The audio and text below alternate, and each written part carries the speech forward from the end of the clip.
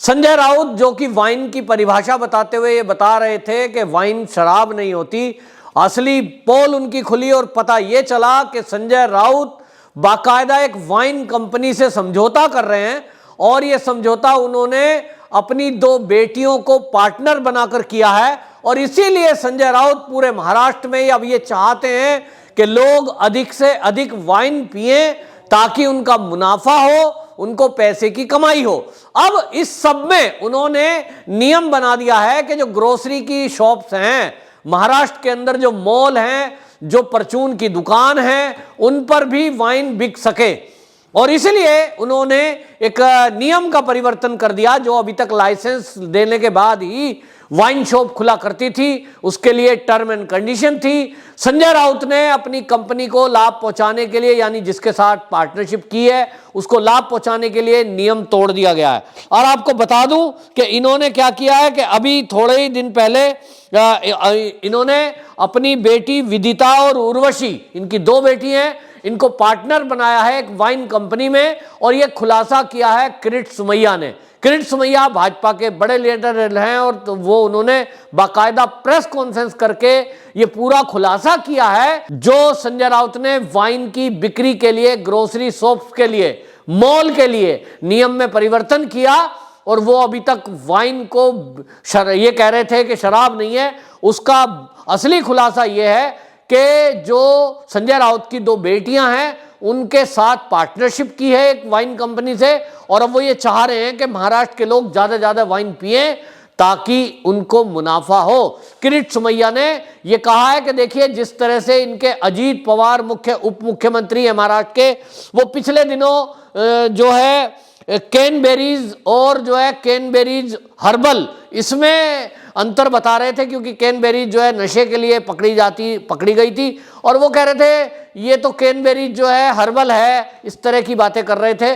तो उन्होंने खुलासा किया कि जिस तरह से इनके उप मुख्यमंत्री पहले क्रैनबेरीज में बता रहे थे क्रैनबेरी हर्बल और क्रैनबेरी नॉन हर्बल, इसी तरह अब संजय राउत बयान दे रहे हैं कि ये जो वाइन है ये तो शराब ही नहीं होती। इसका मतलब ये हुआ कि कल को अगर ये किसी ऐसी कंपनी से समझौता कर देंगे जो कहीं ना कहीं सीधे सीधे शराब बनाती होगी, तो ये शराब के लिए भी इसी तरह की छूट करेंगे। हमने दिल्ली में देखा कि दिल्ली में पहले जो है ये ठेकों पर बिका करती थी, केजरीवाल जी ने उसको गली मोहल्ले गांव सब जगह खोल दिया है। अब आपको ये क्या हुआ, दिल्ली बीजेपी ने बताया कि करोड़ों रुपए का एक व्यापारिक समझौता हुआ है कि जो प्राइवेट लोग हैं वो कंपनियों में शराब जब गली में खुल जाएगी तो पीने वाले की संख्या बढ़ेगी। तो इसी तरह से संजय राउत पर किरीट सोमैया ने यह खुलासा किया है कि ये भी ये चाहते हैं कि महाराष्ट्र के लोग नशे में डूब जाएं। हालांकि आपको बताएं संजय राउत की इस पर प्रतिक्रिया आई और उन्होंने क्या कहा, उन्होंने कहा ये तो मोदी जी की योजना पे हम काम कर रहे हैं क्योंकि मोदी जी चाहते हैं कि किसानों का फायदा हो। अब किसानों का फायदा होगा तो हम जो है ज़्यादा से ज़्यादा अमरूद और चीकू, अंगूर जिससे वाइन बनती है वो किसान उगाएंगे, मांग ज़्यादा होगी तो फिर वो ज़्यादा पैदा करेंगे, इससे किसानों का फायदा होगा। ये संजय राउत की दलील हमने पहले भी सुनी थी, अभी वो उसको रिपीट कर रहे हैं। लेकिन संजय राउत जी आप ये बताइए, तो बियर बनती है धान से, गेहूं से, कल को आप बियर कंपनी के साथ भी समझौता करोगे और कहोगे किसानों के फायदे के लिए हम तो बियर बिकवा रहे हैं। ये कोई पहली बार थोड़ा ही है कि इस देश के अंदर अगर शराब बनती है तो गन्ने से बनती है, तो आप कहोगे गन्ने के फायदे के लिए हम तो शराब गली गली बिकवा रहे हैं।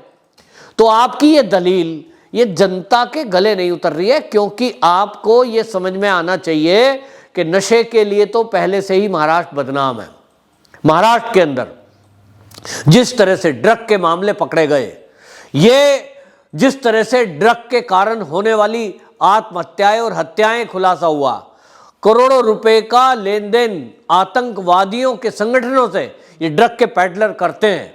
और हमने देखा पिछले दिनों किस तरह से आर्यन क्रूज मामले में ये खुलासा हुआ था और ये जो है पता लगा था कि किस तरह से ड्रग का नेक्सस यहाँ चलता है, ड्रग पार्टियां होती हैं। और उस समय भी आप कहीं ना कहीं ड्रग पार्टी करने वाले और ड्रग माफियाओं के पक्ष में खड़े होते दिखाई दिए थे। मतलब जो अधिकारी इस पर रेड कर रहा था उसी पर सवाल उठा रहे थे, समीर वानखेड़े पर। आपका एक मंत्री बाकायदा खुलकर उसके विरोध में उतर गया और आपका बयान था कि हमारी पूरी सरकार नवाब मलिक के साथ खड़ी है। अब आप देश के गृह मंत्री अमित शाह पर सवाल उठाते हैं कि आपके जो गृह मंत्री हैं क्या वो ढोकला बेचते हैं। आप किरीट सुमैया ने जिन्होंने सवाल उठाया उन पर सवाल उठा रहे हैं। आप किरीट सुमैया पे कह रहे हो कि आपके बच्चे क्या मूंगफली बेचते हैं। ये क्या बात हुई भाई संजय राउत जी? मतलब अमित शाह जो हैं क्या वो शराब के कारोबार से जुड़े हैं? जो किरीट सुमैया हैं वो क्या नशा के कारोबार से जुड़े हैं? और दूसरी बात, चलो आपने मान लीजिए कोई शराब की कंपनी से समझौता किया, आपके बच्चों ने किया, कम से कम उसका फेवर तो ना करें आप। ये तो देश को गुमराह ना करें, महाराष्ट्र के बच्चों को गुमराह तो ना करें।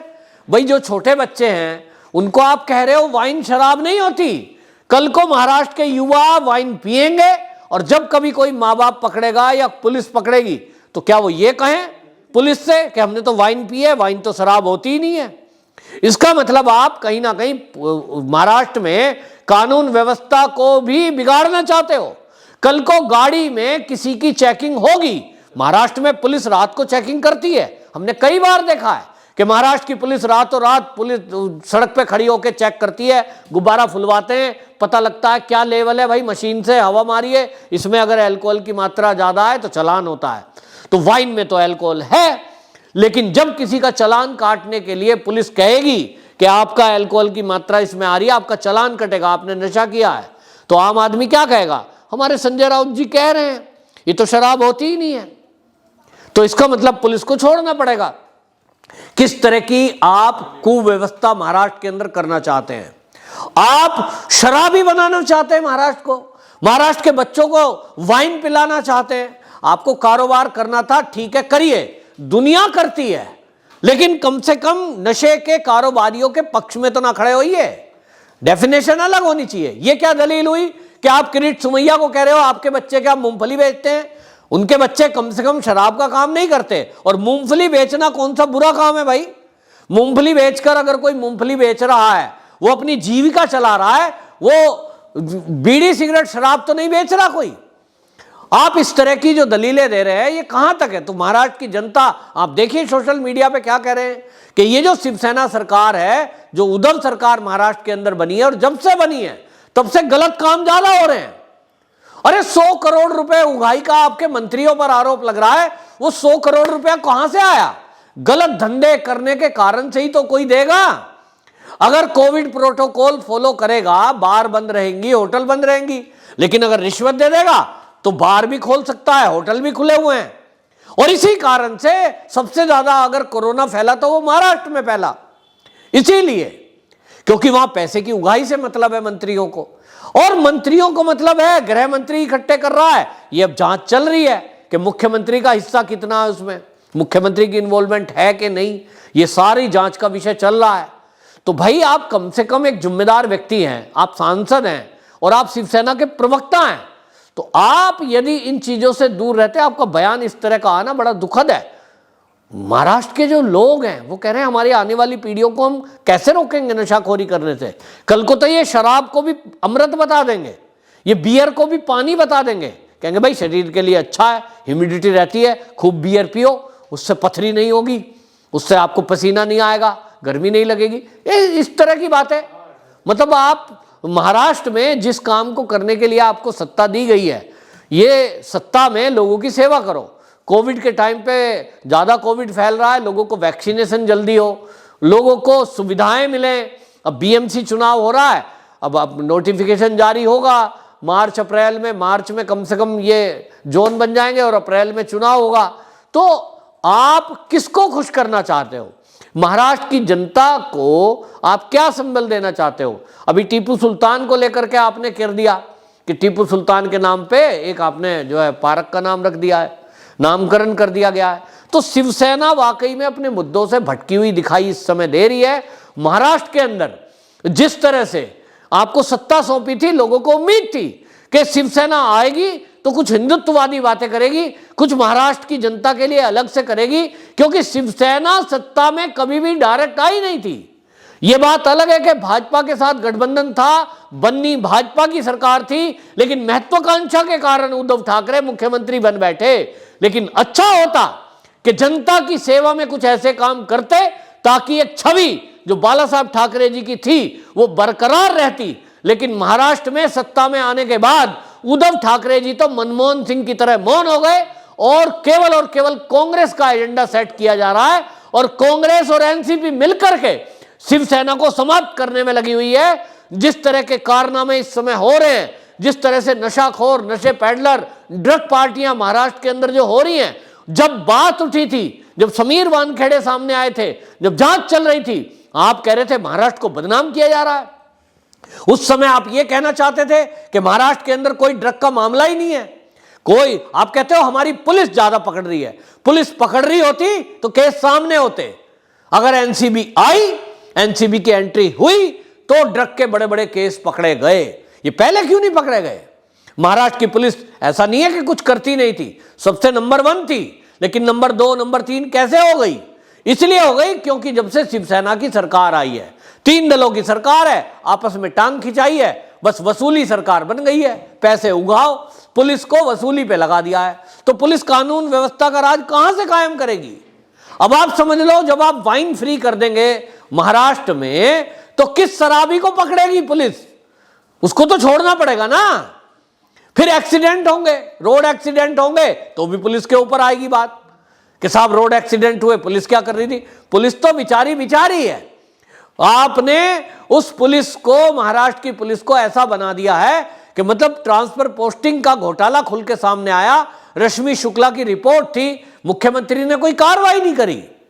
अब उसमें ईडी कार्रवाई कर रही है, अनिल देशमुख जेल में है, लेकिन अनिल देशमुख को भी लगता है शायद कि अगर शिवसेना के उद्धव ठाकरे का नाम लिया तो तेरी जान को खतरा है, और इसलिए शायद बहुत सारी चीजें अभी खुलना बाकी है। लेकिन इसमें अभी एजेंसियां लगी हुई हैं, सीबीआई लगी हुई है, ईडी लगी हुई है।